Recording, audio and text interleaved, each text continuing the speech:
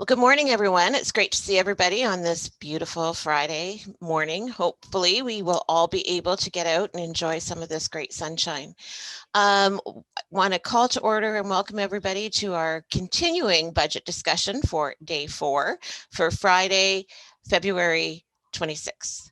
10 months until Boxing Day, in case anybody is counting. Hopefully, there'll be sales. Is there any disclosure of pecuniary interest?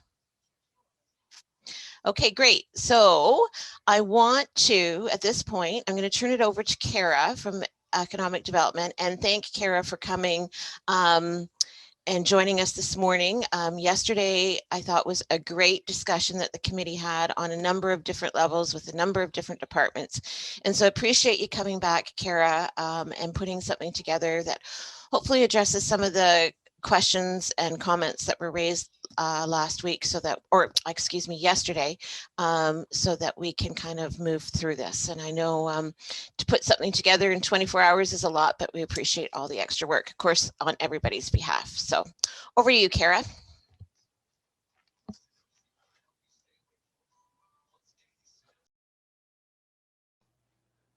Okay, thank you, Warden. I'm hoping everyone can see the presentation up on their screen at this time. Somebody can give me a thumbs up. Yes. All right, we're good to go.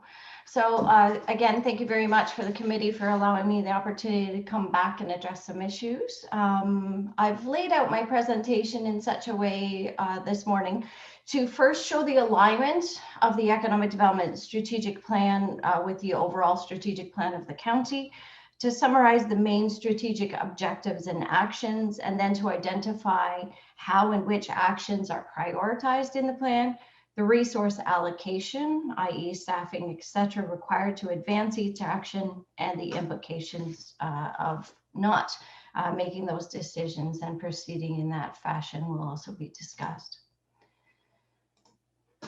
So first here on the screen, I have given a summary of the strategic alignment between the county strategic plan. As you know, one of the pillars and focuses of the overarching strategic plan just created by the county is strengthening our economy, which has a number of supports identified within it, most notably supporting opportunities to create a strong and sustainable agriculture sector, creating an environment of attraction and retention for business, attracting visitors, and supporting the development and prosperity of downtown core areas across the county.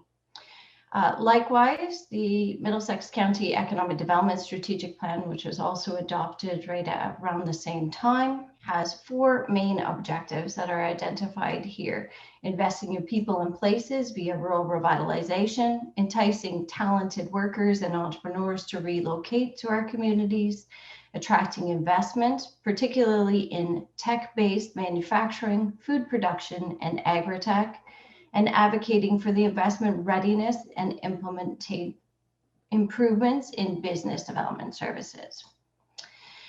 Within the presentation and within the Economic Development Strategic Plan, there is an identification of priority actions. Those identified in green were identified as urgent matters. Those noted in the orange color are sort of start and stop initiatives that they could be started at different points. However, the expectation is that they are somewhat temporary, will not be long haul projects. And then, of course, we have the long haul identified in the blue. I've also taken the opportunity to identify which within each priority action, the resource allocation, particularly related to the positions of tourism staffing, an economic development officer, and also I know there were questions regarding the membership in the regional organization SOMA, which we talked about.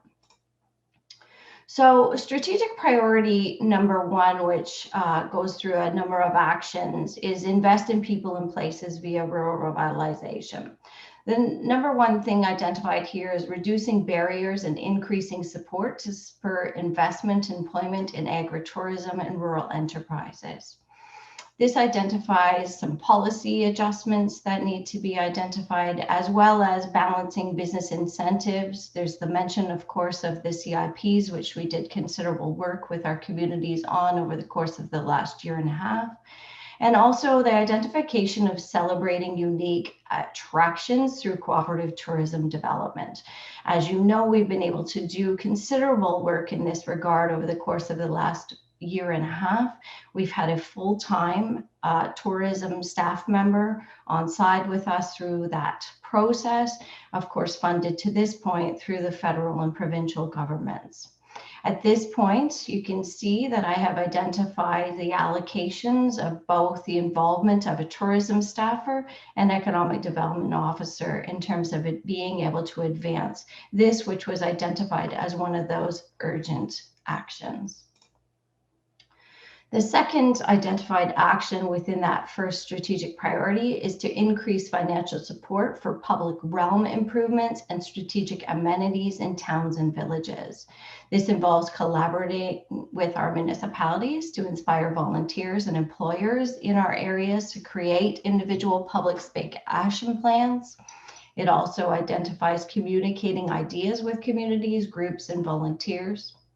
And it involves actually leveraging municipal funds with financial support from community groups and businesses to trigger revitalization.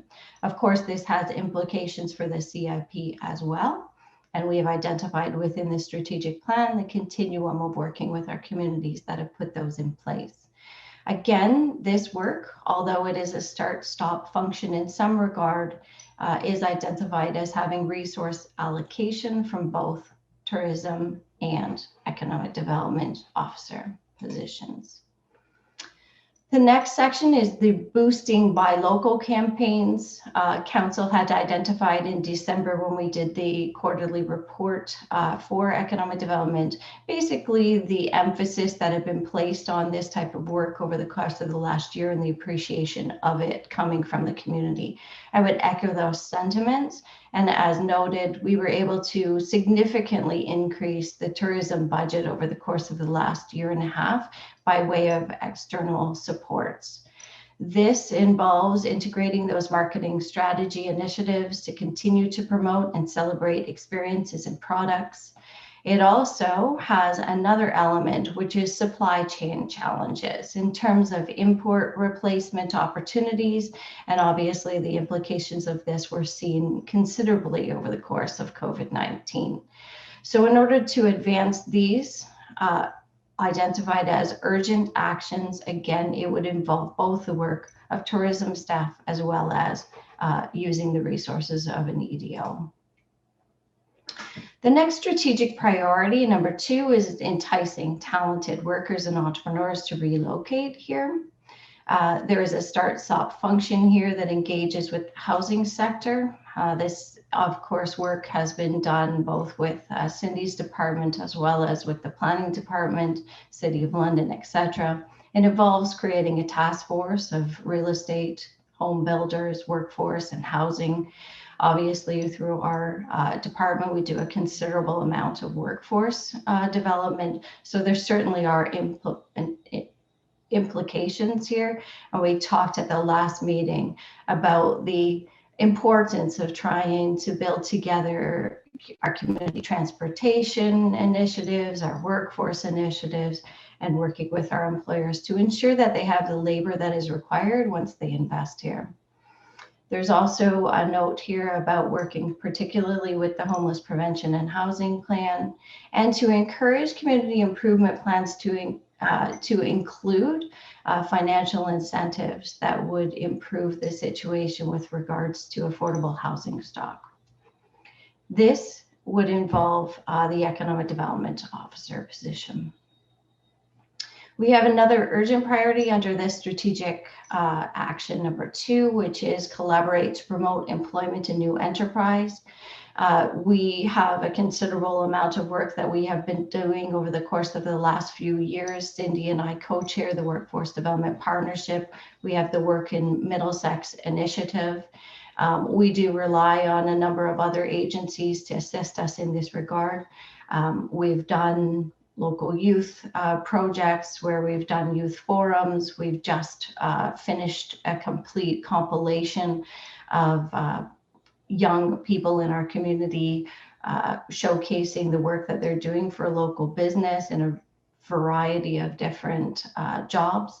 And we'd like to be able to continue that work. In order to continue that work, we could certainly use the efforts of an economic development officer to be able to advance some of those projects. Strategic objective number 3 is a double down on results-oriented tactics to attract foreign direct investment related specifically to tech-based food production and agri-tech. So this, of course, involves a number of things we talked about at the last meeting in terms of an industrial land study, identifying the key things that we need to be doing better or that we need to be adding to our stock in order to continue to attract business and be able to meet their needs. It involves continuing our collaborative work with the Ontario Food Cluster, which I'm co-chairing this year. And there was a recommendation in here for the engagement of our communities with SOMA. We've also talked about creating an innovative company network where we could champion the work that's already being done in technology and agri-food processing. So this work specifically aligns with the work of an economic development officer as well as the membership in SOMA.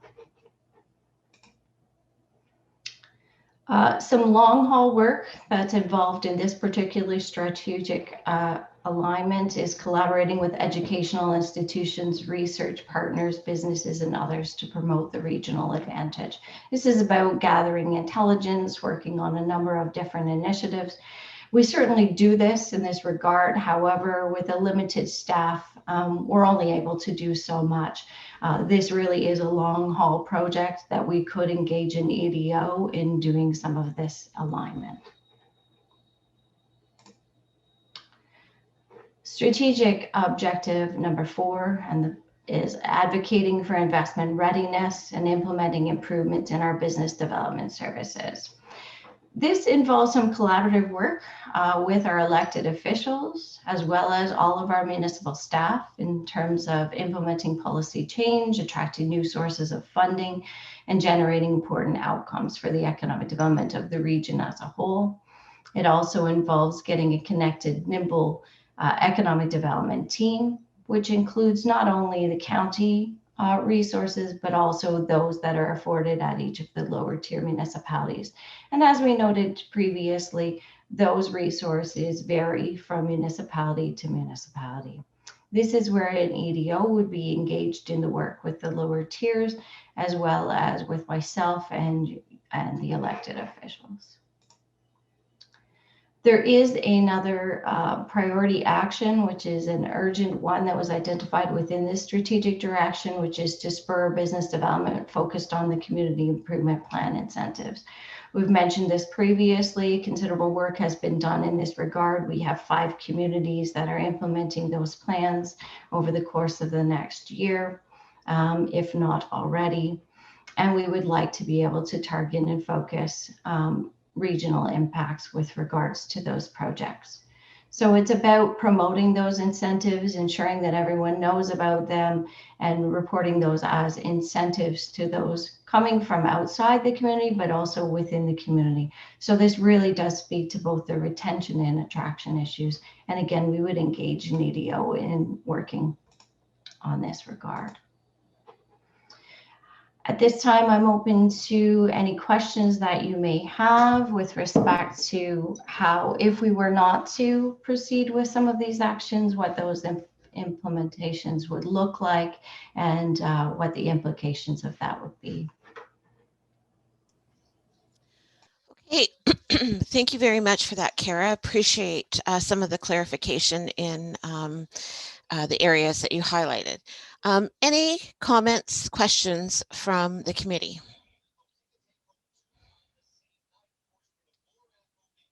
Anything?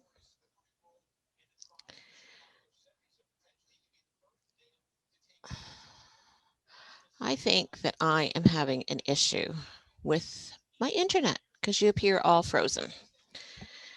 You weren't really moving too much. Okay, I might have to flip Brian back. had his hand up, Kathy.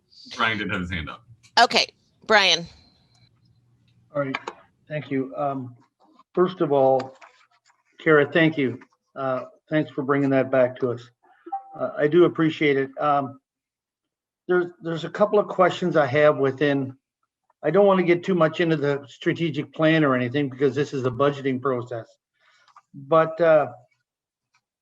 and I know the plan is a good plan. I question some of the economic development and the social housing aspect of it.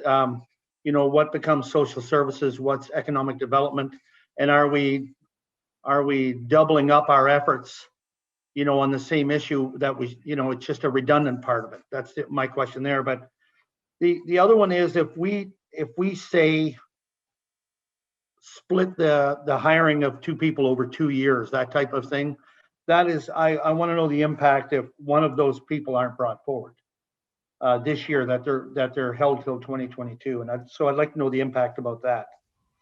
And are we talking a little bit about SOMA now as well? I mean, that's we want to. So Yeah, please. yes, I'm wondering, what are you expecting from SOMA? Like, you know, for Middlesex County, what do you think the real benefit is? And what type of industry do you think they can help to bring here? Okay, I'll leave it at that for now. Thank you, Councillor Rob. Through you, Warden. To the first question, I guess going back to the implications of, you know, that blurred line between economic development and social services. I don't know if Cindy wants to comment at all, but it is a blurred line. There certainly are implications on both sides, and Cindy and I often work together on workforce issues that impact the community. Right now, for example, we're working with the City of London very closely on a labor market participation survey. As you know, in this area, one of the major issues is that we have one of the highest percentages of people not participating in the labor market. It's a very difficult question to answer in terms of why those people are not engaging in the workforce when we so need them to, and we have employers often looking for employees for quite some time. So that's where those blurred lines often come in, and housing becomes one of those major considerations in that. Being in a rural environment, access to transportation, access to other services often makes that difficult in terms of, you know, having that affordable housing, being able to live in your community and find employment. And so we're trying to drive home and get to some of those answers, and that's where oftentimes those lines do blur. So I don't believe that we would consider it a doubling up of effort, but I would definitely think there are some different views we need to look at these same issues with sometimes. And sometimes it's from a social service lens, and sometimes it's from a economic development employer-employee lens as well. So I hope that answers that question for you, Brian. To the next effect, in terms of staggering in those jobs that we've been talking about. We have had, as noted, a tourism staffer on site for the last year and a half. I would think that to not have that staff person there, we would see a considerable drop in the amount of servicing and amount of marketing and amount of support that we would be able to give our tourism providers and small businesses at a very pressing time.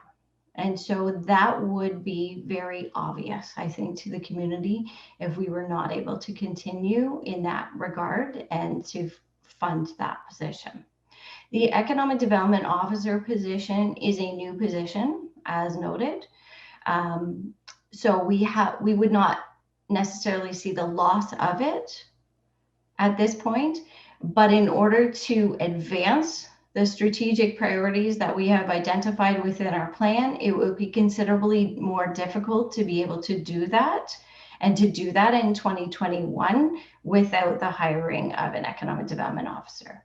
We've put that into the plan for that hiring to be put in place in June, as we try and collect ourselves and figure out exactly the types of projects we would like that person to engage in, because as you know, things are rapidly changing.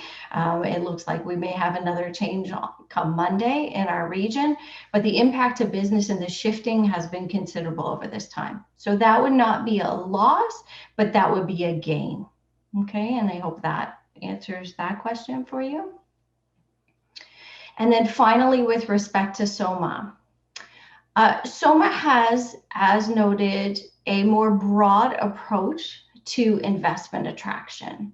So if we were not to invest in membership in SOMA in this year, our foreign direct investment and investment attraction would be limited to Ontario Food Cluster work on a regional level, which has a very specific agri-food emphasis.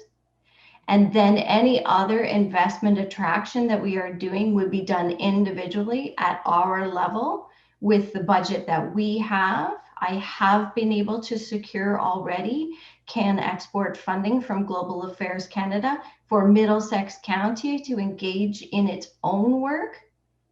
And that, of course, can be on a broader lens, but it will only be Middlesex County. So Middlesex County going out to attract that investment, as opposed to on a larger scale regional effort, which could garner considerably more attention and results in a sharing of those leads that are generated. So that's the difference. So we would only be focusing on the regional level for Southwestern Ontario, let's say through Ontario Food Cluster. We would be doing that only in agri-food, and then we would be left to investment attract at the Middlesex County level. So if I may follow up on that, oh, the word is not on screen. Okay. If I may follow up on that, Kara, with SOMA, I guess I'm wondering more, what type of industries do you see coming from SOMA to Middlesex County? And I guess I know they'll do a presentation, and they do a great presentation.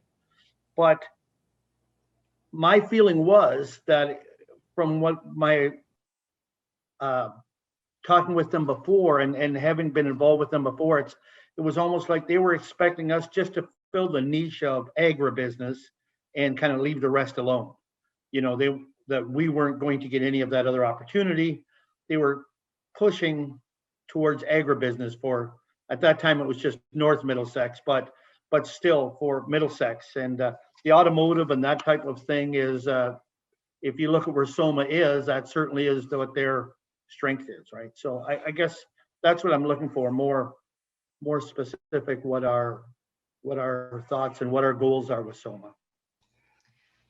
So to that end, Councillor Rob, I would say that when we're looking at it from the lens of Middlesex County as a whole, we would not be looking to simply fill that agribusiness niche. That is something that we are already able to fill within Ontario Food Cluster. And in fact, for everyone's information, I believe I may have put it into my last presentation, but SOMA is a member of the Ontario Food Cluster, but not the other way around.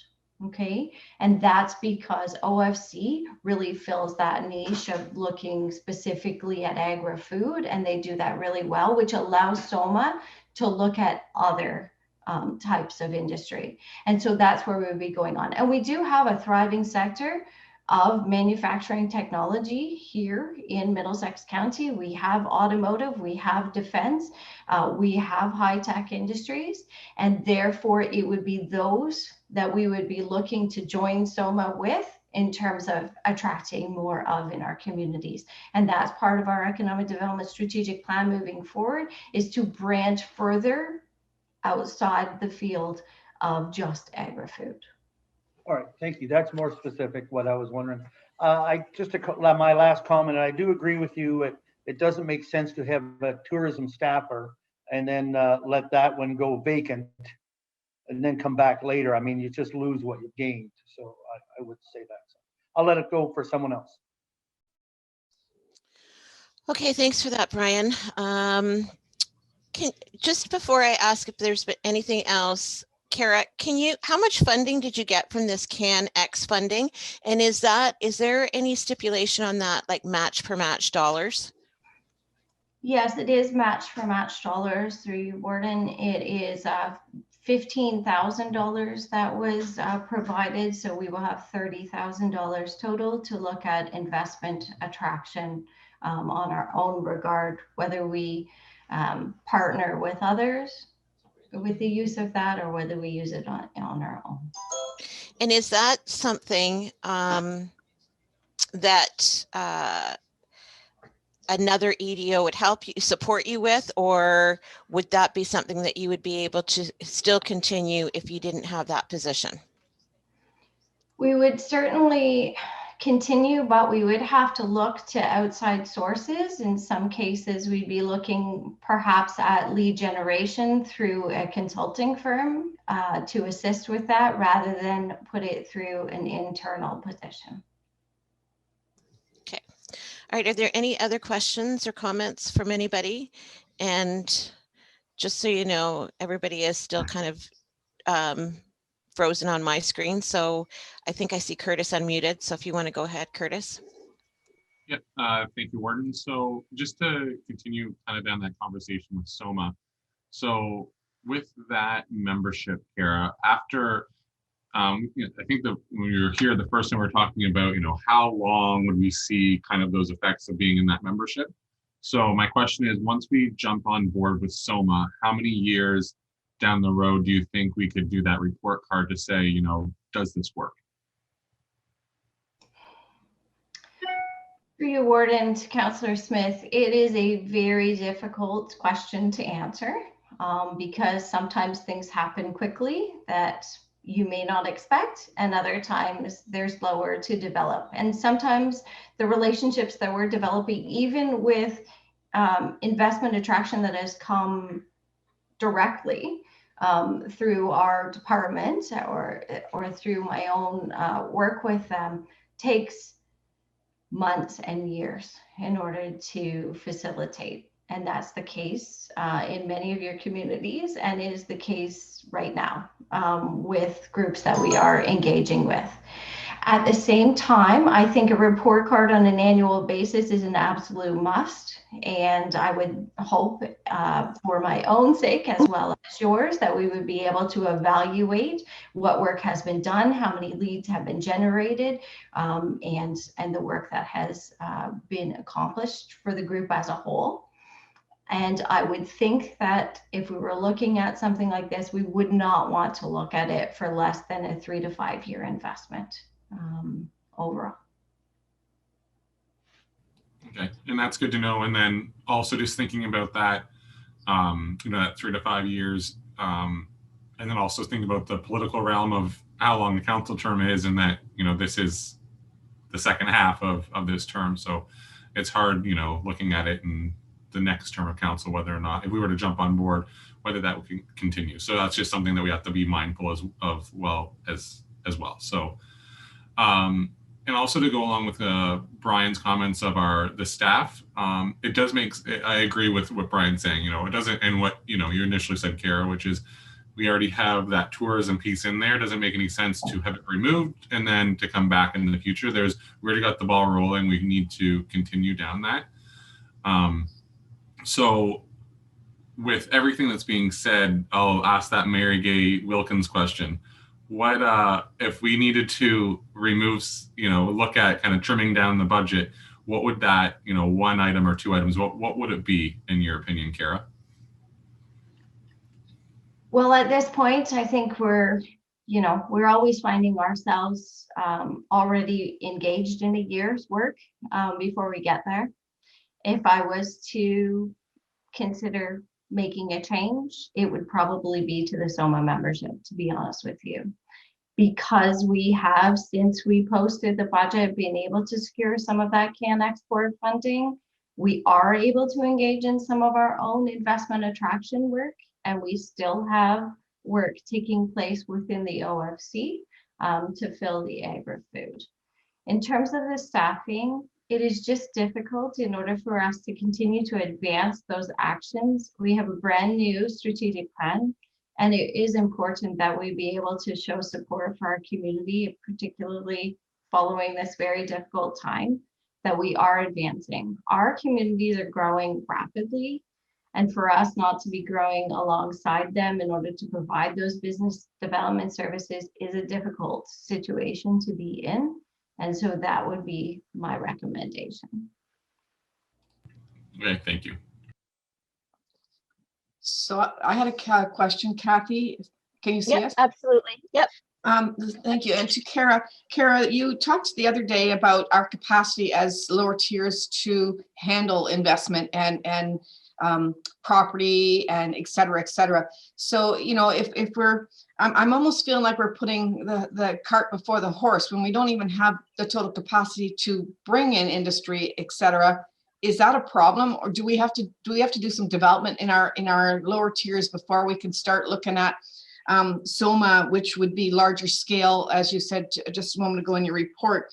I'm just worrying if we don't have the capacity, we're going to spend all this money on SOMA and get these opportunities when we don't have the capacity to fulfill those possibilities.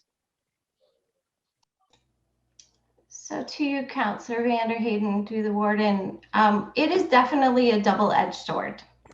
We have communities that are investment ready, that have land, that have staff, that have servicing, and we have communities that are hopeful and doing projects at the current time, trying to identify where they should be making those investments and how to make those investments. And we have communities that are in the middle of that, where they are somewhat ready, but they are limited in terms of maybe their size at the current time. So yes, there is a challenge with respect to going alongside with some of these groups that are attracting larger investment. There's also an opportunity to learn, to grow, and for us to put that information together so that we can better advise all of our lower tier communities about what those opportunities are. Sometimes you learn the best and you're able to grow the best by seeing what is happening in your region. You're not going to be seeing those same investment opportunities coming across your screen unless you're engaged with some of these groups, because they are facilitating that lead generation. And some of those I believe that we are able to secure. We're doing it now. Some of it comes direct. Some of it comes through the OFC, but I do believe that there are significant opportunities and there is significant interest in Middlesex County at this time. Okay, any other follow-ups for Kara? Ina? Kara, thank you for your presentation. That helped clarify a number of questions for me as well. The point you just mentioned about your comment just now twigged the thought that I had the other day, and we kind of touched on it, but that whole idea of there are companies that are approaching different communities now. And part of it is, the matching of what they need. Like it's all, like you said, it's hard to know who needs what and where and why they do this and that. But I guess, I don't know, was it Curtis that said, anyways, I'm just thinking too, is some of the sequencing of getting the blocks in order for you to be able to have the foundation and then build on it. And so that part with the tourism piece, I think you've laid the foundation. It's been a growing piece and we see outputs from those. There's no way you can really, you've just sort of answered, I guess, too, when you said about the SOMA piece. That would be something that you might put to next year or the year after or next term, if you will. I'm not sure what your timing might be that way, but that wouldn't have then. I think you've answered then. The sequencing here is get some of the ducks in order locally. When we're more ready, then we can build on those, engage with SOMA, here's our list of things that we can offer immediately. These are the differences between options, and then perhaps we can have a better success. And of course, but I mean, not knowing timing, the ship that has sailed by the time we get to the point of joining SOMA, I guess there's risk and benefit in each decision. So I think you've laid it out, and it's going to be a little bit easier maybe to have this conversation now in terms of how can we move forward, not lose traction, but also build a good base on which to move forward. I think part of the problem is that in economic development, when you say, well, so what did you achieve, or what are your like measurables? A lot of it is really quite intangible, because it's got to do with things like reputation or preparedness, willingness to work, create partnerships. And those are really kind of hard to measure. So that's just a brief comment. And I thank you for the insight today. Thank you, Councillor DeVete. Okay, Joanne, more follow-up. Just to follow up to what Ina just said through the warden to Kara, you know, things are hard to measure in economic development unless you actually get a shovel in the ground and a building built, you know. But to Ina's point and to the point of tourism and all the different work you've been doing with all the videos and the farm industry and the farm to table and the advertising that we all have from our communities on like Channel 10 or CBC or CTV, like those things are hard to measure. But I was downtown last year when we were allowed to walk downtown, and I bumped into 3 groups of people walking the sidewalk that were not from Strathroy Caradoc that came to shop and check out the town because of the commercials and the videos that they saw.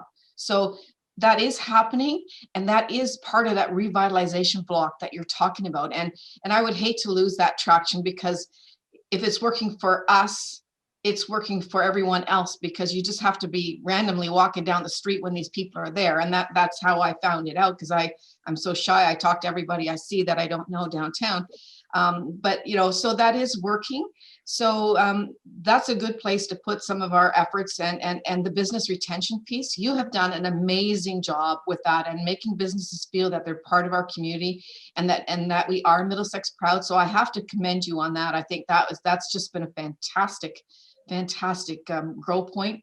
And I understand the need to grow the department for the benefit of the county, but how we do that and the sequencing, as Ina said, of how we do that sometimes maybe is the important piece. So just that was just a comment, but I just wanted to give you some real good feedback in that, you know, things are working and they are hard to measure, but thank you.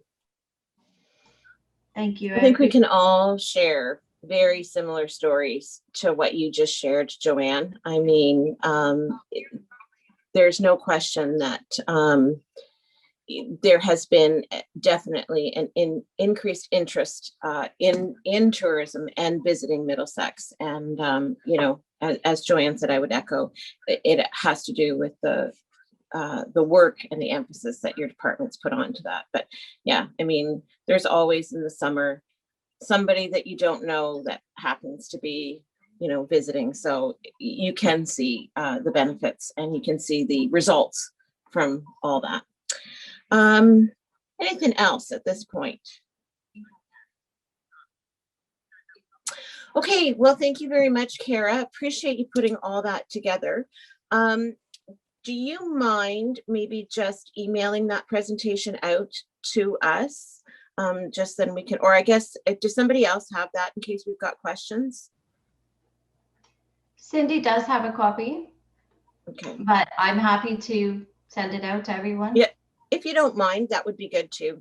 Okay. Yeah. All right. Thanks very much, Kara. Thank you. Have a wonderful day. Okay.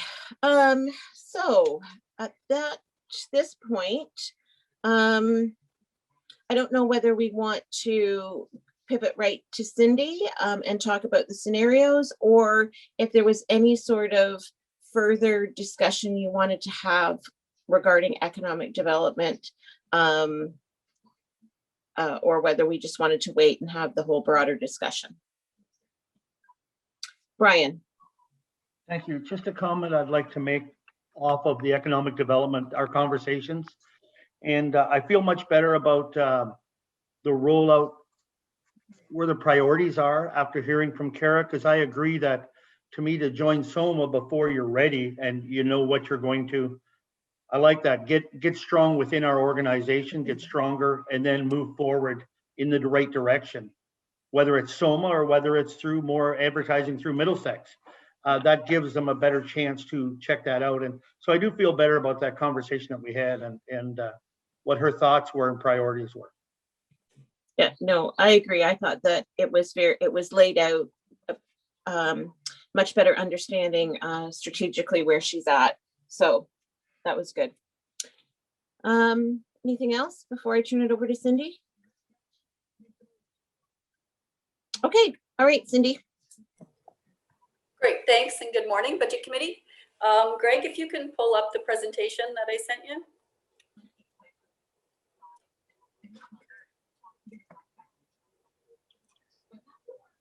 And similar to last time, Greg, I'll just say next when I want you to go to the different screen. So next. So the budget process. So far, February 18th and 19th, we had presentations from all the department heads.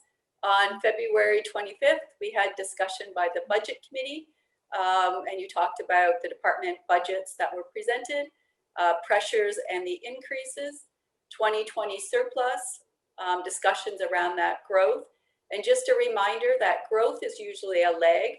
So we will see the growth from probably 2019, 2020. You'll see that next year, I'm hoping.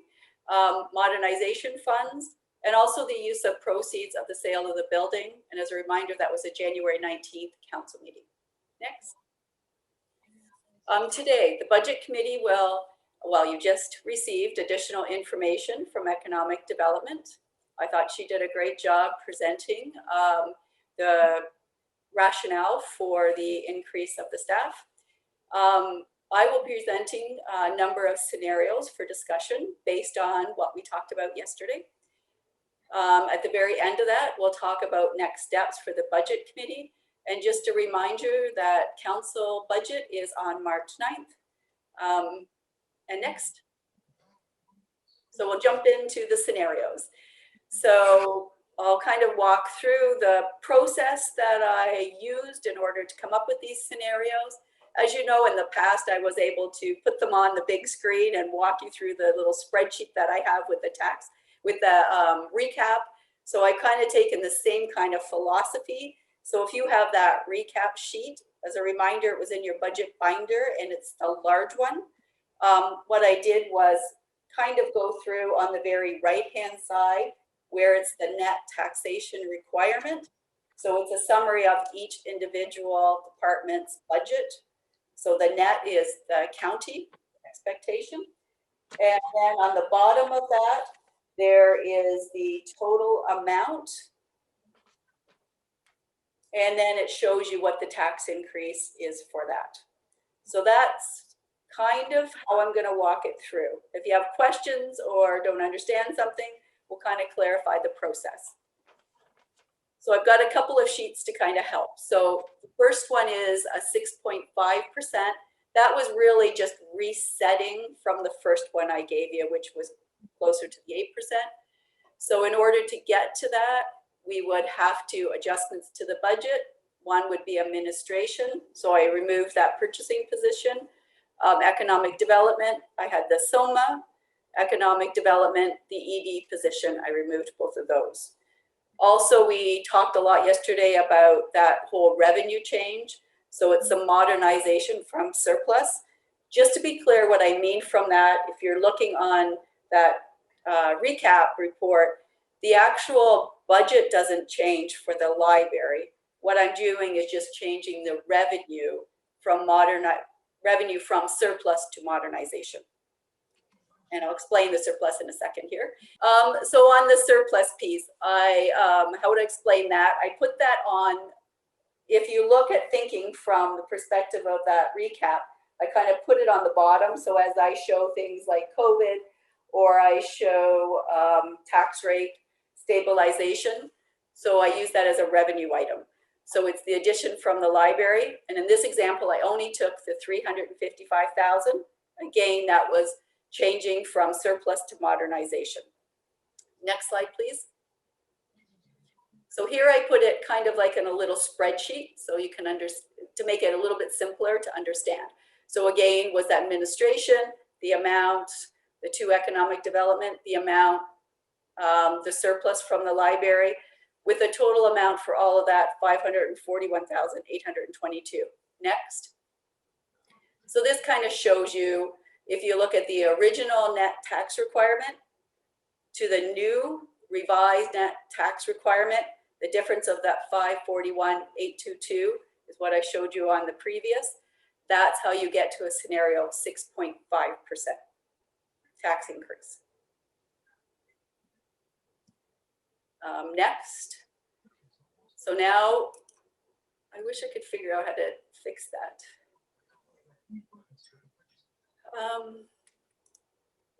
There I am, I figured it out. Okay, so the next one is 2.5%. Just so you know, I've gone to 2.5. I think the next one I'll have is 1.7. I go to a 1.5, I show you 1, and I take you to 0. I just start at the top and then kind of went down. So the next scenario I have would be a tax increase of 2.5%.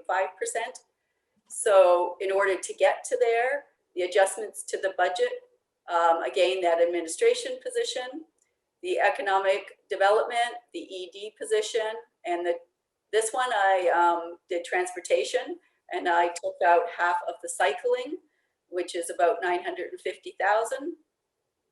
Again, yeah, I used that revenue change, so that comes down into surplus. However, in this one, I actually looked at the full surplus that we'll have from library in 2020. So that was close to the $1 million. I had to reduce the 335,000 because that's the amount that's currently in the library budget. So if you can remember, the library budget as submitted originally had 690,000 from surplus from the prior year as a revenue item. We took part of modernization out. That the 355,000 remains. Cindy? Yep. Just under the adjustments to budget with economic development on this one, you've removed the EDO position, but you've kept SOMA in? Yes, so I've kept SOMA in, and I've also kept in the tourism position. Okay. And to be honest with you, they're very similar in amounts, so you could easily flip one or yeah. the other. So SOMA and EDO for this year are very similar. Yeah. Very similar, yeah. Yeah. And then this one also adds the winter maintenance. So instead of putting the full amount into the reserve, I've applied 50% as a revenue item here. And I've also introduced tax rate stabilization. This is a small amount, so this would be using 100,000 from tax rate stabilization. We can go to the next slide. So here it shows it all together with the amounts. Not sure if you can see the full amount. So there's the administration, you see that cycling strategy, you see economic development. I want to say the 3 items at the top, they come out of the budget. They stay as positives because you have to add them to the revenues to see the full difference between the net amount. Then again, the surplus, again, I increased it this time to 665. Also the winter maintenance, the half is about 494,000, and using that tax rate stabilization. Next slide. So here it kind of pulls it together so you can see the net tax requirement. So as again, we started with the 48,698,309. The revision to the tax requirement would be that 46,346,955, and the combination is about 2.3 million. So that gets you to a 2%. I do want to point out, can we go back to the previous slide for a second, Greg? Okay, when we start to look at, as you know, tax rate stabilization, using winter maintenance, surplus, those are one time. So I just want to remind the budget committee of that. Okay, next slide, and then the next slide. Great. Any questions so far about the process? So this would be a 2%.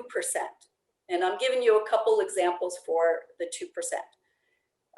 So one, the administration, again, the purchasing person goes out. Economic development, I have SOMA removed, and I have the ED officer position removed.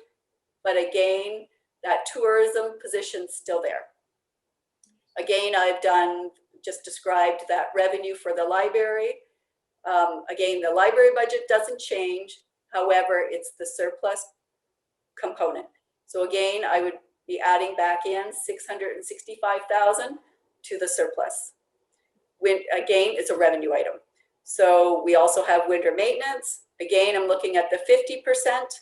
And again, it would be 50% going into this calculation and 50% going back to the reserve fund. And the last piece, which is a bigger amount, is a tax rate stabilization. And that would be taking out of that reserve $1.25 million. Next slide. And here it shows it all together.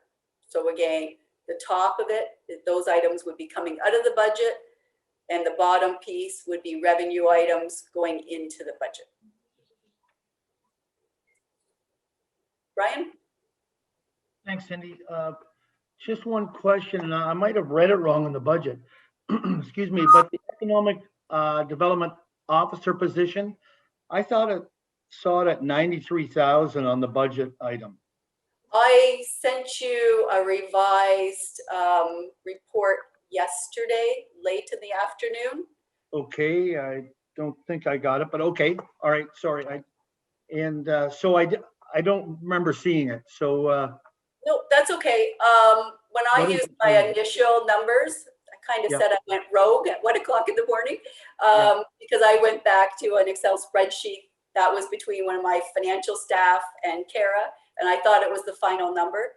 But when I pulled out Questica, it comes out to the 44. So I'm using the numbers that are in the Questica, which is in your budget submission.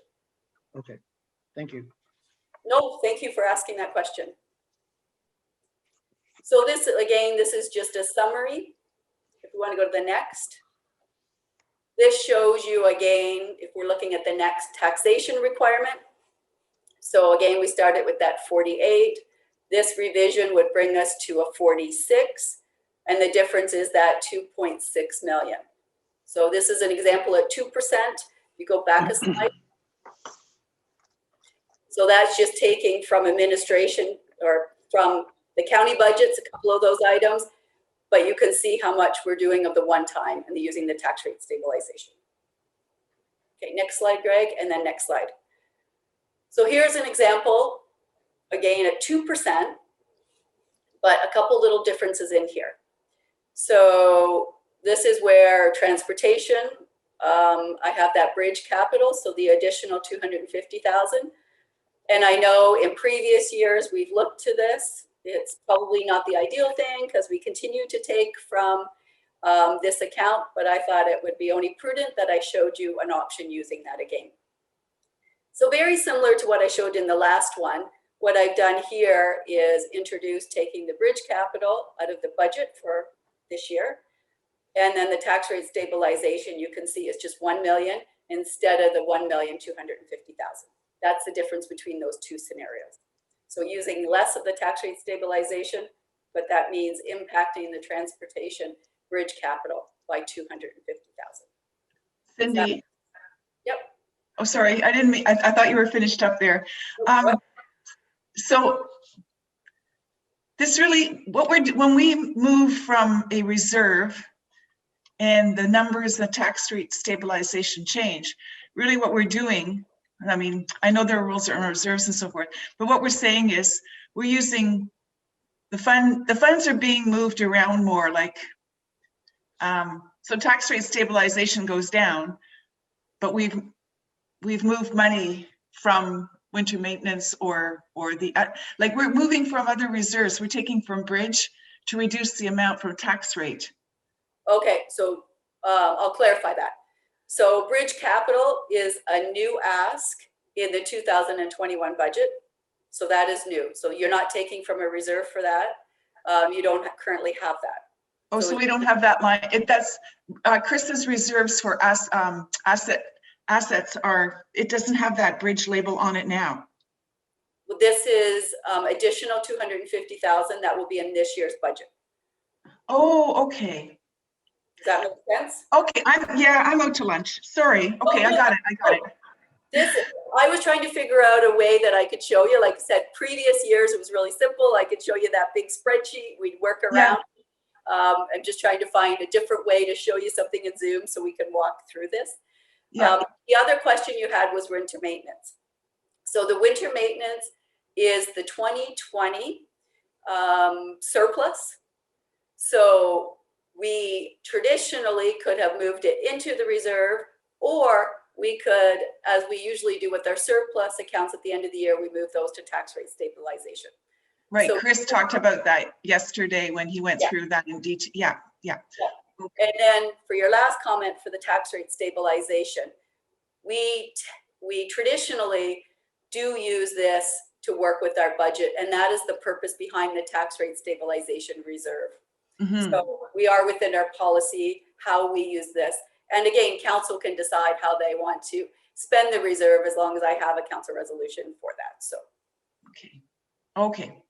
Yeah, I just sort of got lost in the numbers here, and I remember Trista's conversation about the winter maintenance, but I wasn't remembering the conversation about the bridge.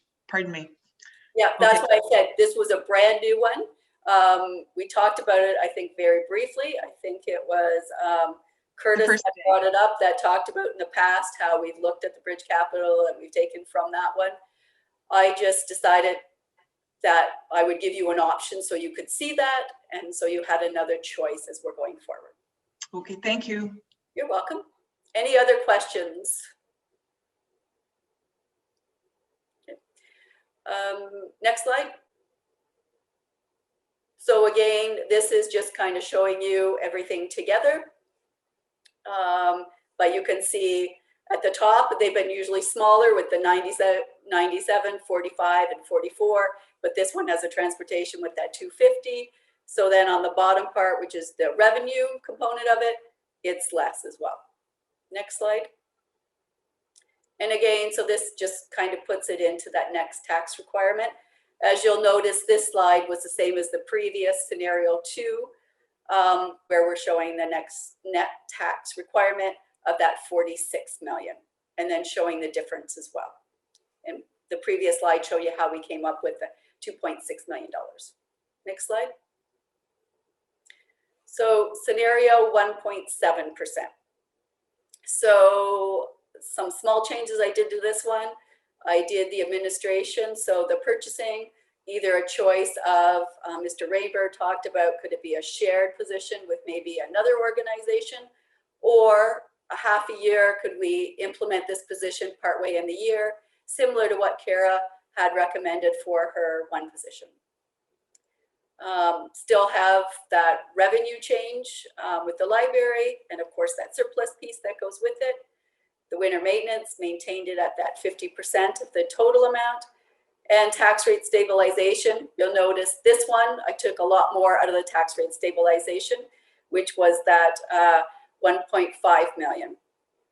And again, just a reminder, we talked a lot yesterday about potential surpluses that will come from the 2021 budget, which was again a reminder that we had a large surplus, or we hope we're going to have a large surplus in 2020, was a result of mitigation strategies from the county in response to COVID, and also us receiving additional dollars from different government, whether federal or provincial government, in order to support our operations during COVID.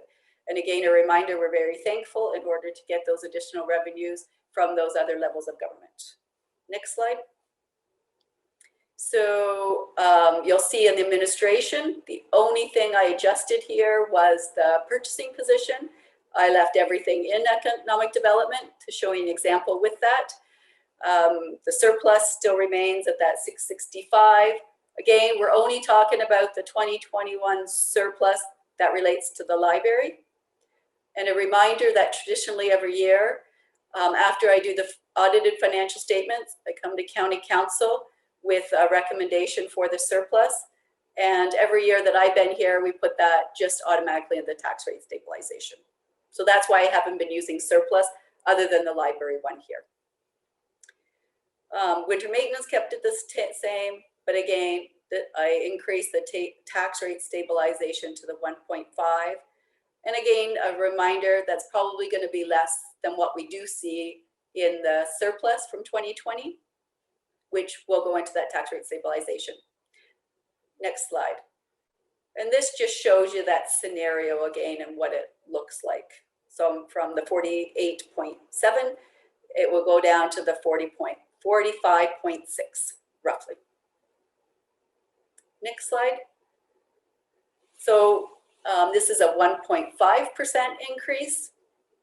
And some of the changes I made here was, again, that purchasing, I put it in half a year. Economic development, I removed the SOMA. I also removed the ED position. And then the only other change was similar to the last one, whereas that tax rate stabilization of the 1.5 million. Next slide. And again, this kind of is a summary. It's too bad because you can't see the bottom because I did add all this up. We're just not being able to see it. So again, just a couple of those department things. Nothing in transportation. I didn't do the 250 bridge here, or I didn't touch the cycling. So the cycling is still in here. Next slide. So again, showing you the impact of the 1.5. It's the 48.7, and it drops now to a 45.9. Okay, next scenario. So now I brought you down to a 1%. So in order to get to this 1%, this one again, I showed you the purchasing if we did it in a partial year or a half position. And this one, I only showed you the SOMA membership removed. So that means the other two positions are still in economic development. I didn't touch anything from the transportation in this example. Winter maintenance though, instead of the 50%, I increased it to 75%. So that means 25% would then go into the reserve. And the tax rate stabilization, I did the 1,520,000. So that's a little higher than I've showed you in previous ones, where I think the highest I was at was 1.5 million. Next slide. So you can kind of see the top ones would be the impact to the county departments. And then the bottom ones is the one-time kind of revenue that we'd be pulling in. And you can see that bottom, that's one shows you the total actually. So you can see that's a total of about 3 million. So next slide. So that's the scenario of 1%. So again, the 48.7 million goes down to the 45.7 million. So a difference of that $3 million roughly.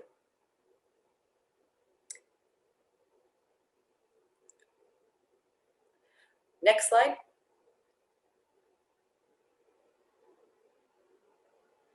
Oh, did I not have a 0%?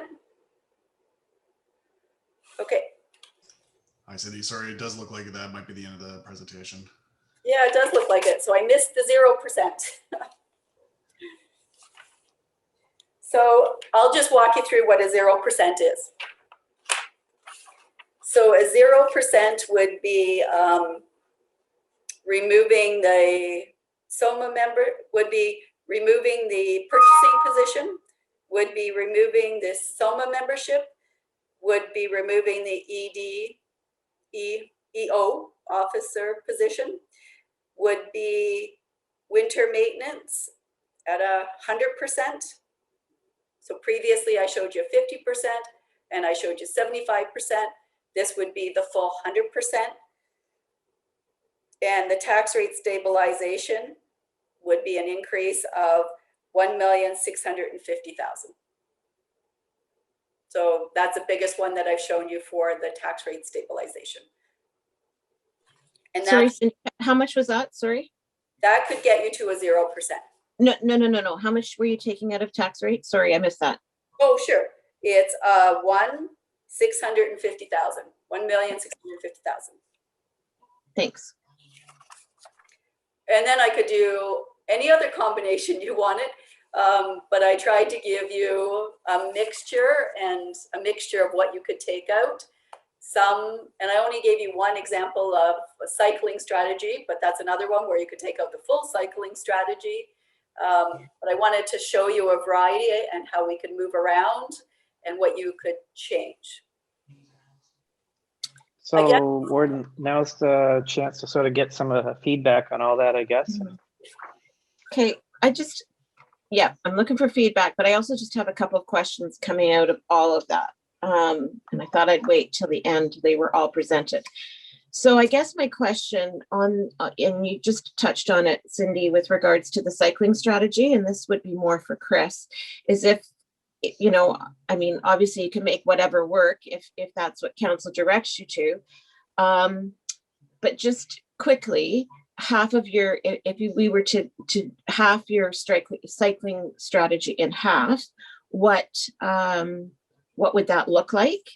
And then with the 2% increase, there was a reduction in bridge capital. And I guess I wanted to know what your thoughts were on that one. Sure. Thanks, Madam Warden. So the bridge capital one I'll start with first. And it just goes back to us underspending what we've determined to be our investment needed to maintain our assets in their current condition. So we would need to make some commentary within our asset management policy and some commentary in our asset management plan that's due to come out this year to say we're underfunding. So we would see a slow decline in the quality of our bridge infrastructure, but certainly something we would be able to manage within the department. There are a number of projects within the capital program for 2020 or 2021, excuse me, that we could defer and certainly reduce some investment in some infrastructure programs that we're looking at long term. But that would certainly be something we would do. And again, I would continue to recommend that 4.5 next year. And that's not to say that number is not going to increase or decrease the next time we do a comprehensive look at our infrastructure. Cycling one is more challenging because we've closed our asphalt tenders for the year. And also because we have applications for funding already in the works. So we would likely not be able to accommodate that decrease very easily. But we certainly could withdraw the application for funding from the Medway Road section of paved shoulders. And we would need to negotiate with our successful contractor for our supply of asphalt to reduce a significant portion of the supply that we've agreed to purchase. There may be some penalties because of that, seeing as it would be a significant portion of that paving budget. But that being said, nothing's impossible. They're a good contractor, certainly likely be willing to work with us on that. So there are some challenges there for the cycling, certainly. And then the question I would have to council would certainly be is how do we look at the program going forward? Are we going to pick and choose what we're going to do? Are we going to underfund and stretch this from a 20-year to a 40-year program? Or are we going to do some things differently? Certainly we would want to reopen that cycling strategy and look at how we're going to facilitate that infrastructure in the future. So there's a number of challenges there. Again, I don't want to say anything can't be done. It certainly can. But those would be sort of my two comments on those two infrastructure sort of bundles in my budget. Okay. And I think I might have missed something when I was struggling with my internet. The housing and homelessness position, has that been taken right out altogether? Yes. Okay. Yes, it has, but I'll make a brief comment in regards to that. So if you remember at the beginning of my conversation for social services, I mentioned I got an update from the City of London in regards to the funding for Ontario Works, and I was notified of a $125,000 decrease that I wasn't expecting. Right. So I think the most prudent thing to do is say, okay, let's put aside that housing and homelessness position so that we can continue to deliver social services as we have in the past with that reduction. However, saying that, based on the conversations that you guys were talking about yesterday, the budget committee, I will go back to the City of London and have a conversation in regards to that housing and homelessness position, and in regards to see if we can prepare a business case and ask for additional money from that CHIPI, which is the Provincial Homeless Initiative Fund. So, and I've already put out an email to ask if we could apply, if we could complete a business case for that. So, Okay, that is good, because I think, I mean, like I think I said yesterday, that position is I find that position interesting. I think, given the conversations that we've had around the horseshoe of late, I think it could be something that we could work towards in partnership with the city. And I think we have avenues where we can maybe push them a little bit to see how that can work. So I appreciate that update, Cindy. And then, shoot, what was the other thing I had? I can't remember right now. So I'll open it up for other comments.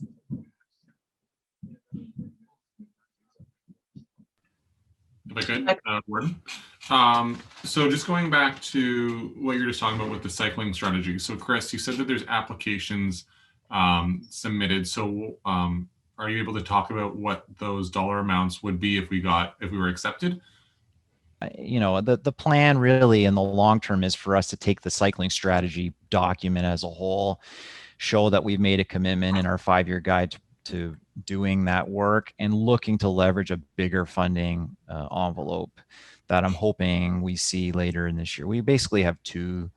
There's one on the bridge side, which is the Thorndale Bridge replacement, and then the cycling strategy infrastructure. So those are two, I think, publicly vetted through either an EA or through the process we did for the cycling, that are projects that are ready to go. They're design ready, shovel ready. They're both really key from my perspective at the provincial and federal level for what they're likely going to want to promote, which is active transportation 1, and 2 is good asset management for bridge infrastructure, because that's going to be a huge challenge for us going forward.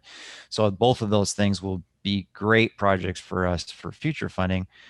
And then, but that being said, that's not an impact on this year's budget, particularly, and there's no guarantee we will see that type of funding happen this year or anytime in the future. But you know, always in the back of my mind is to make sure we have something that's ready to go for those funding envelopes. But right now, it's I think between $280,000 and $290,000 worth of funding that we've applied for under the current available funding. Okay, excellent. And then if we were to receive that, would those funds go into the reserve then? Like those, yeah. Yeah, through the ward, absolutely. We would pay that money into the capital projects. We have to expend the funds that are provided to us, and then that we would not take that money, because of the way we fund capital, right? We put the money into capital reserves. We just would leave a little bit left in capital reserves to fund either a future project or just to leave in our capital reserves. Because our capital reserves aren't huge. They're there for a catastrophic failure of infrastructure, which we have had happen in the past. With climate change, the possibility of that does tend to increase over time. But the levels we have in actual road reserves outside of what we invest yearly, I think are appropriate for the type of risk exposure we have to those type of catastrophic events. Excellent. Okay. And then just looking at the scenarios, my thoughts right now are removing the SOMA membership. I think that makes sense, and having that conversation with Kara. So I'd like to, I think that's a recommendation from our committee to remove that. I would like to see that. And then we're looking at the purchasing manager. I think that was in every example, I believe, or every option in front of us. So I think that's something that we should probably move ahead with. I agree with that. I do like the position, but we need to figure out where we can find some dollars somewhere. And then also with the economic development positions, I would like to keep that one position, which we already have. It's just not being funded anymore from whatever revenue stream that was, but removing that new position, that EDO position. And then kind of like what Ina was saying, it's really a matter of shuffling around where we're putting reserves, if we're putting more money away in this pot, or if we're taking money out of this one. That's really what we're talking about, whether it's for the tax rate stabilization fund, if we're going to take more out of that, or if we're not going to be funding that pot for bridges. So that's where I think this discussion is ultimately coming down to, is where do we want, at the end of the day, where do we want those numbers to be in those reserves or in those capital funds? And then also what number we want to get down to for a percentage increase. So that's my comment so far. Thanks, Curtis. Just before I remembered what I was going to ask. Just Curtis had brought up the purchasing manager, and again, this might be a one-time thing if this was something that the committee was interested in pursuing this position. But is there any way that money, that position could be paid for through efficiency money for the first year? Look at it. Yeah, we can look at it. We're going to have to come back and look at a bunch of different options for that position. So we'll include that as part of the analysis. The other options we're looking at, I've been having discussions with the CAO of Huron County about their financial restructuring plan that they're going through. So I think we might be able to find a way to maybe together and use your suggestion to look at that.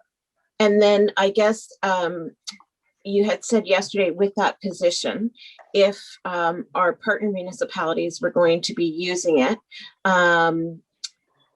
there would be a cost to them for that. Cost recovery, yeah.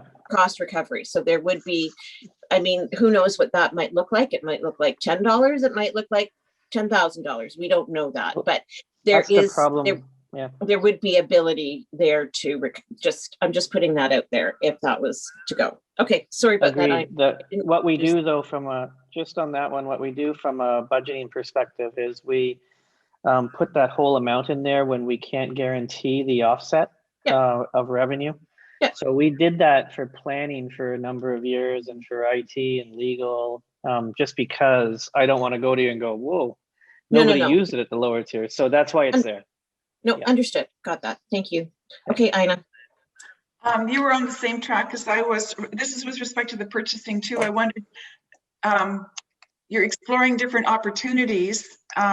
Is this something we can have, instead of building into our personnel structure or HR structure as a fixed ongoing, can it be a contract type position and then funded, as you say, from partnerships? That was all I was going to say. Like, I think you've covered it, Kathy. It was just, yeah. We'll look at all the different options and then get them back to council. I just got to do a little bit more digging first.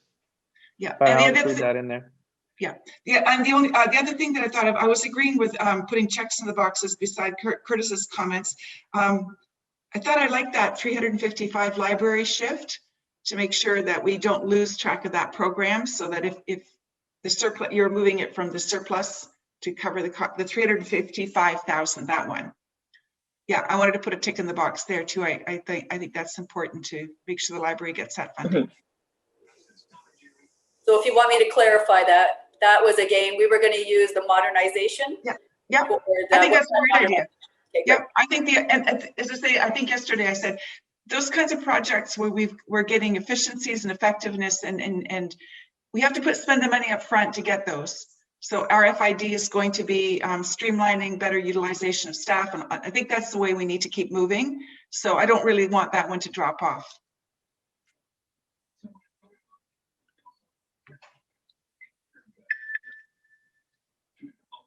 So speaking about the modernization funds, where are we at with that funding envelope? Have we allocated all those funds or set them aside? Or where are we at with those? So this week, Mr. Rayburn, myself, and Chris Bailey have had conversations in regards to the modernization, because it did tie into the 2021 budget. So we are in the midst of preparing a presentation that's going to go to council on March 9th, which shows you how we plan to allocate those funds, because we have to allocate those funds in order to get the next round of the intake 2 from the province. Okay, thank you. Because I think the other one that kind of came to mind with where we could possibly use those dollars and looking at the budget and some of the projects that we're doing was in Strathmere Lodge. And I'm not sure if it would count, but I know that they're updating their security system. And I don't know if that checks the box of, hey, we're modernizing that system. But if we need to allocate some dollars and we could look at a way to reduce this budget, we could also look at that. Yeah, and we did the one, your other suggestion, which was I don't know the right name, Curtis, but it was like a notification system.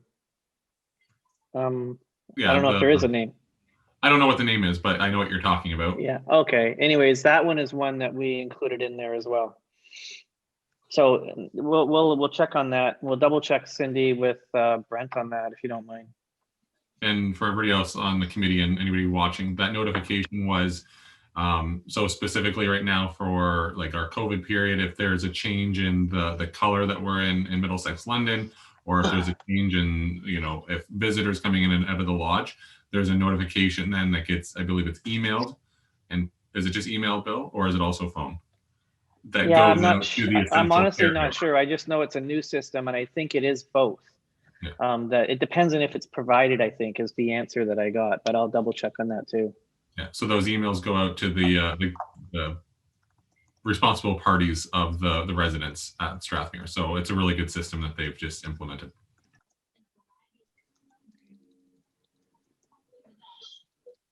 Okay, anything else? Brian? Thank you, Morgan.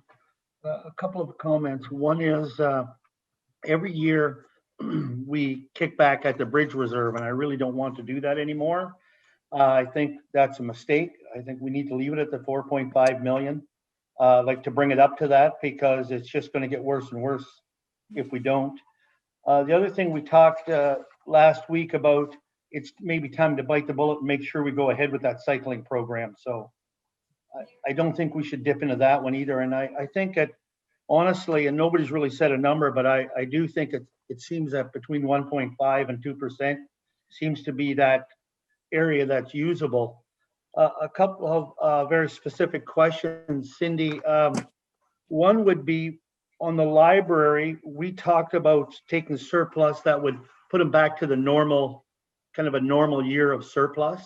And does that what that does by taking the amount we're taking, does that put us to that normal amount?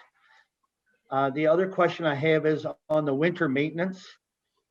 You've gone as far as taking it all, but I don't agree to taking it all, but I'm wondering, Chris, does taking 75% of that work, or is that taking too much? Like, do we go to 50% or 75% capable? And I can't believe I'm the one saying this. It would be nice to leave that economic development person hire in there, that new hire. I'm usually the one saying we shouldn't be. So I hope everybody. I'm sorry, you were breaking up there. Can you repeat that? Yeah. If you keep talking like that, Brian, we're going to take your cardigan away. Well, I'm just throwing, that one to me. I agree. That's a discretionary, and if it's possible, and I guess I was wondering, by asking about the library, not the modernization money at all, but the amount that we take out of there, and the winter maintenance, the amount we take out of there, do we make that work, for the economic development? But I really think from looking at all these scenarios, my first thought is between 1.5 to 2% seems to be where we still move forward and not not come up and bite us for another year. That's my thoughts. Anyways, to start. If I can just answer the one question in regards to the library. The library budget, when it was prepared and approved by the library board, used 690,000 of the surplus, and that's what the surplus was at that time. Obviously, the surplus did increase just because of COVID-19. So I took off the amount that were projects that were a wonderful fit for modernization, which was the 355,000. However, there's still, if you take the 690,000 and take off that 355,000, there's still that amount of, and I think it's 335,000.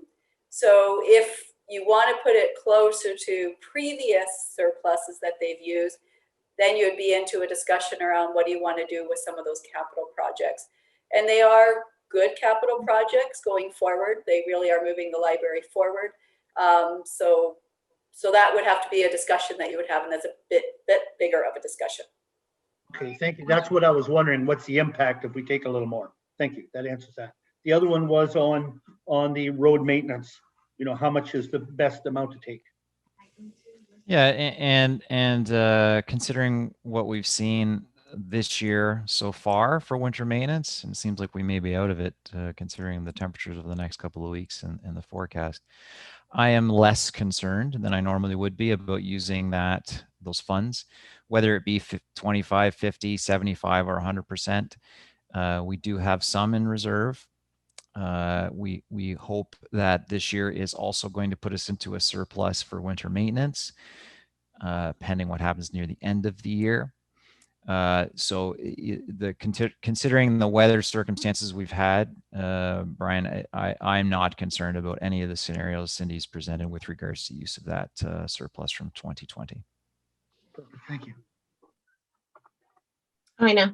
So Chris, just to be totally clear then, you would be comfortable with 100% reduction in the winter maintenance because you anticipate a surplus. So it really wouldn't be zero going into next year in case we have a bad November.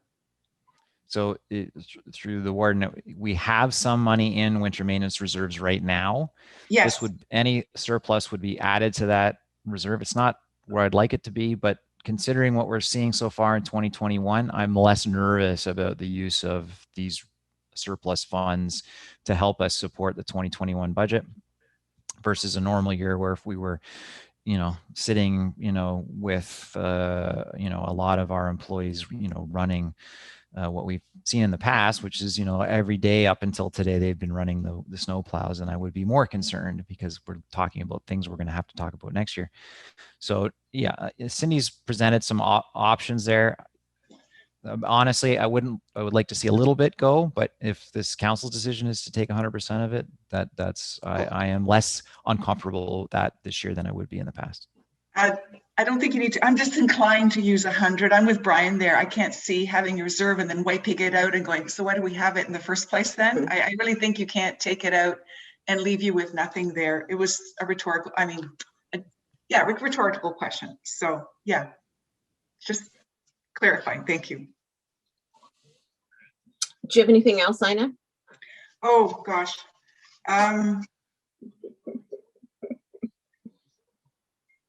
I also agree with the bridges piece. I didn't mention that before. I guess I'm conservative that way. It kind of, when we have asset management plans and we have reserves, you also mentioned the stresses of climate change, changing the curve on some of that. I really don't think we can't keep hitting those budgets. I really feel strongly that for roads and bridges and all those things, we need to make sure that we stay rather on track. I mean, there could be bumps and grinds along the way, depending on the year. And this is probably one of those years. But having said that, I don't like using those kinds of monies for normal business or to fund other things or that way. And I do support the cycling strategy position that you've outlined too. I know it's a big dollar item.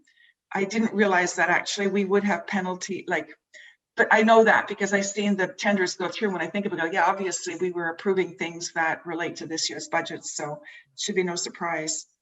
And I agree with the winter maintenance too. So I don't know what else I've missed here. I know, it was sort of a general question. The surplus that we're talking about for Chris's budget, we're going to have that for lots of budgets.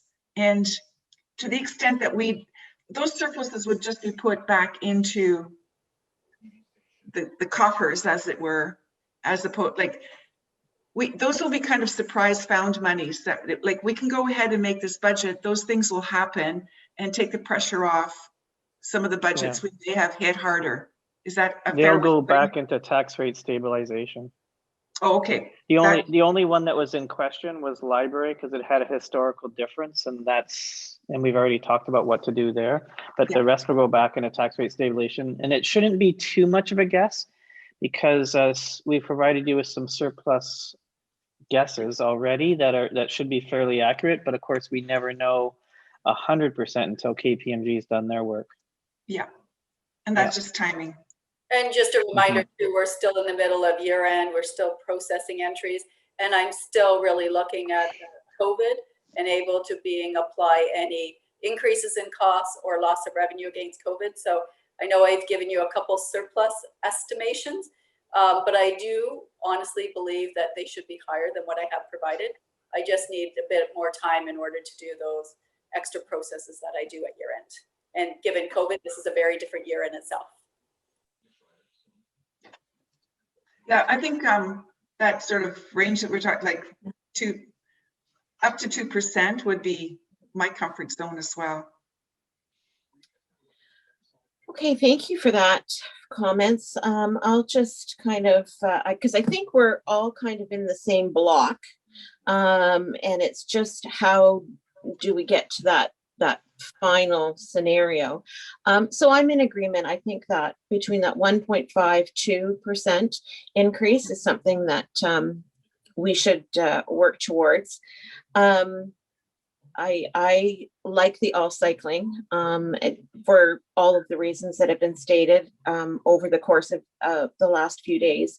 I agree. Let's take the SOMA membership out. I am in agreement with Brian. I think we should try to find a way to make that EDO position work. I think that the Economic Development Department this morning did a good job of laying out the strategies for the next few years. And I think that position is key to making that work. And so I would be supportive of trying to get that position in. I think we should take that purchasing manager out and maybe just, I guess I'm not as familiar with the position. I've kind of learned a little bit more about it, obviously through this budget process, but maybe there are more options available to us on that position. And is it something that we need this year, or is it something that we can, kind of highlight as a priority for next year? So to me, I see that one as one that, I could be on the fence about. And then the winter maintenance. I'm not comfortable. I wasn't comfortable with the 100% pull out of that surplus. If there was a way at 50% or as high as 75, but again, I would like to see it kind of at that 50% dollar figure. And I agree with Ina's comments about the bridges. I think that there had been a real strategy that's been put in place over the last few years, and I would hate to see that take a step back. So those are my thoughts. I don't know how, what you're going to come back with, Cindy, but as I say, I think we're all in the same block, and I'm confident that at our next get together, we'll be able to kind of drill down on that. So next steps. So next steps is, I guess, I just want to make sure I have the clarity around that percentage increase. And then I think I'm pretty comfortable with all the other discussions other than the economic development, the additional position. So I've heard a mixture. So I could come back with leaving it in and taking it out, giving you a couple options. But Cindy, I think we'll come back with that number that's a little higher in the range of 1.5 to 2 that includes that position. And then don't forget, in terms of next steps, this isn't the final step. What we're going to do here is basically go through all this again in a more summarized way with all of council. So there's no sense in And there's no challenges as well related to just simply asking council, hey, does this look like what it is you want? And so I'm think that we have enough in my brain anyways to get close to that 1.75, 1.9 with some of that stuff in there. We'll give you that as your draft final by email. And then if we get pushback, hey, that's not what we said, then we can have another meeting. But otherwise, we'll just take that to the council and let people go from there. You know, I mean, I think that what's great is that you've got the one scenario at the 1.7. And that's kind of an interesting number to consider. You know, it's not 1.5, but it's not quite 2. So it's, you know, we can work off of that from a marketing and mental standpoint, right? Yes. Okay. Agreed. So is that it? We're good to go for today? Can I ask one question? Brian. It's a little bit off of what we've been discussing. It is budgeting because of social housing, but it's very specific to social housing.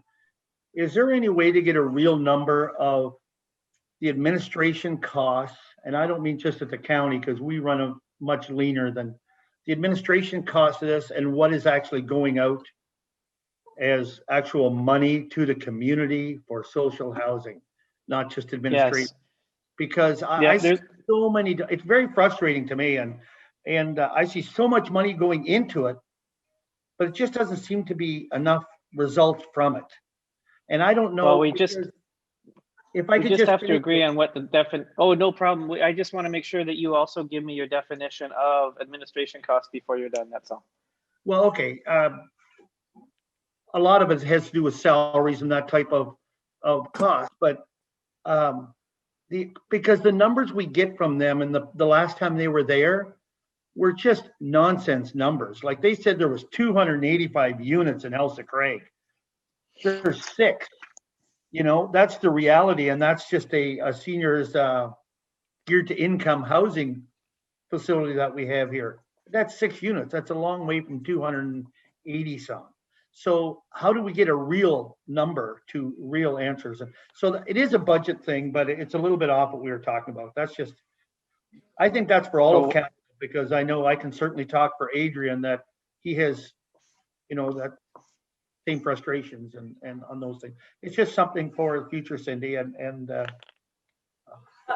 So Warden, we have good information on that we can get, and we can maybe bring it to a future meeting. The reason I asked about administration versus costs versus what Brian was saying is because sometimes I talk to counselors, and the way Brian said that, I just want to be clear, you know, what goes into buildings is, so there's a capital expense, and then there's an operating expense, and there's an administration expense. And sometimes people mix operating and administration together.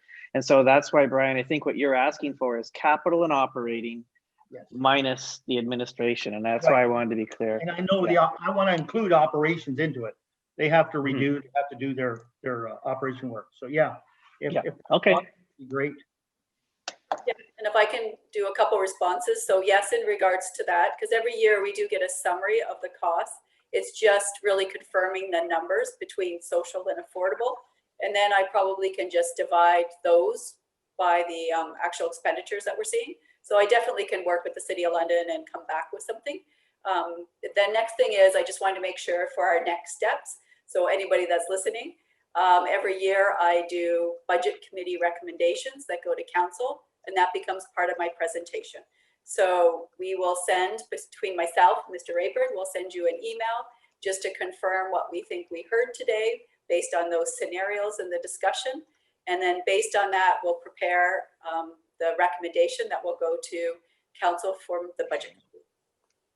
Okay. All right. So I guess with that, Cindy, Chris, all the staff that worked so hard to take what we talked about yesterday and get this presented to us today. Thank you so much. We do appreciate everything. I think it's been a great 4 days. I think it's been a lot of really good discussion, and we'll certainly look forward to you know, speaking at council to this. I think that'll be a great discussion as well. I also want to just thank Greg Marles, who is on the call as well, behind the county building picture, but certainly his support of Cindy in getting everything going, and then of course all the IG support that he's been able to provide.